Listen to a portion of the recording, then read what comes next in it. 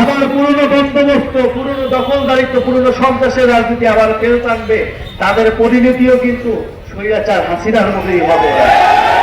বন্ধুগণ, আমরা আজকে নীলফামারীতে এসেছি, আমরা শহীদ রুবেলের রক্তের শপথ নিচ্ছি। আমরা সৈয়দপুরে গিয়েছি, আমরা শহীদ সাজ্জাদের কবর জিয়ারত করেছি। এই সকল শহীদরা আমাদের অনুপ্রেরণা।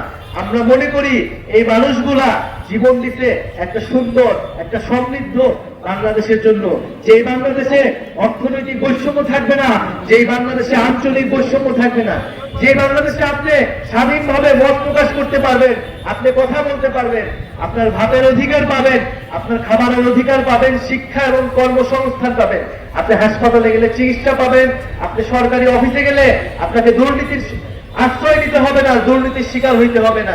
এরকম একটা বাংলাদেশের জন্য আমাদের ছেলেরা, মেয়েরা, আমাদের ভাই বোনেরা জীবন দিতে আমরা রাস্তায় নামছিলাম। প্রিয় বন্ধুগণ, যদি গণ অভ্যুত্থানের পরে আমাদের এই সকল দাবি পূরণ হয়ে যেত, তাহলে আমাদের রাজনৈতিক দল করা লাগতো না। কিন্তু আমরা দেখছি 7 মাস, 8 মাস, আজ 1 বছর হয়েছে, কিন্তু এই সকল দাবি পূরণ করা হচ্ছে না। কেবল নির্বাচন নির্বাচন নির্বাচন বলে আমাদেরকে সামনে একটা গুলা ঝুলানো হচ্ছে। আমরা এই ধরনের কোনো ধোঁকাবাজিতে বিশ্বাস করব না। আমরা অবশ্যই নির্বাচন চাই, আমরা নির্বাচিত সরকার চাই, কিন্তু অবশ্যই এই গণ অভ্যুত্থানে যারা হত্যা করেছে, সেই শেখ হাসিনা এবং তাদের দোসর যারা বাংলাদেশের প্রতিটি এলাকায় এলাকায় এখনো লুকায় আছে, তাদেরকে বিচারের আওতায় অবশ্যই আনতে হবে। শেখ হাসিনাকে দেশে এনে বিচারের আওতায় আনতে হবে। এই শেখ হাসিনার বিচার না হওয়া পর্যন্ত এই শহীদ রুবেলের বাবা, আমাদের সকলের মনে যে দাউ দাউ করে আগুন জ্বলতেছে, সেই আগুন কোনোদিন নিভবে না।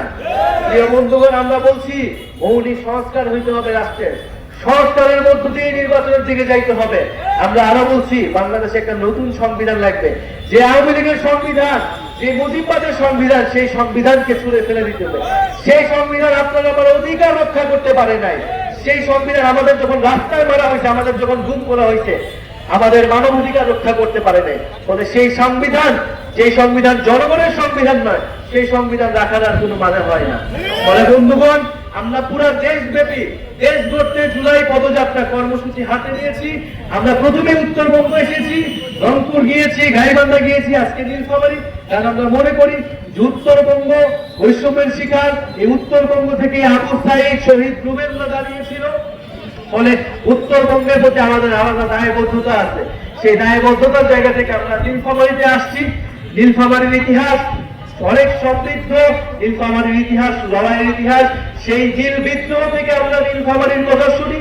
বন্ধুগণ, এই গণ অভ্যুত্থানের মধ্য দিয়ে আমাদের নীলফামারী জেলায় আমাদের যারা বৈষম্য বিরোধী আন্দোলন করেছেন, আমাদের গণ অভ্যুত্থানে অংশগ্রহণ করেছেন, তারা আমাদেরকে সমর্থন দিবেন, সহযোগিতা করবেন। আমরা একটা নতুন দল করেছি, আপনাদেরকে কথা দিয়ে যাচ্ছি, আমরা খুব শীঘ্রই আপনাদের যে দাবিয়ে দেওয়া, আপনাদের যে আকাঙ্ক্ষা, আপনাদের যে প্রত্যাশা, তরুণদের একটা রাজনৈতিক দল থেকে সেই প্রত্যাশা আমরা খুব শীঘ্রই পূরণ করব। আর এটা ভাবার কোন কারণ নাই যে রাজপথে তৃণমূলে কেবল একটাই দল আছে। বাংলাদেশের নতুন রাজনৈতিক শক্তির উত্থান ঘটেছে, নাগরিক পার্টির উত্থান ঘটেছে, তারুণ্যের উত্থান ঘটেছে, 24-এর শক্তির উত্থান ঘটেছে। এবং এই শক্তিকে অগ্রাহ্য করে বাংলাদেশ কেউ কোন ধরনের ষড়যন্ত্র করতে পারবে না। বন্ধুগণ, আমরা এই নীলফামারীর পথসভা শেষে আমরা পঞ্চগড় যাব।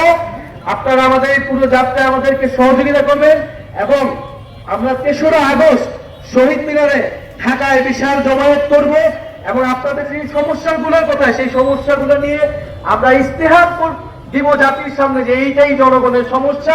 এই সমস্যা সমাধানের জন্য জাতীয় নাগরিক পার্টি নাগরিকের মর্যাদা, ধর্ম বর্ণ নির্বিশেষে আপনাদের সকল অধিকার, দায় দরদ এবং বৈষম্যহীন বাংলাদেশ গড়বে, এই প্রতিশ্রুতি আপনাদেরকে দিয়ে যাচ্ছি।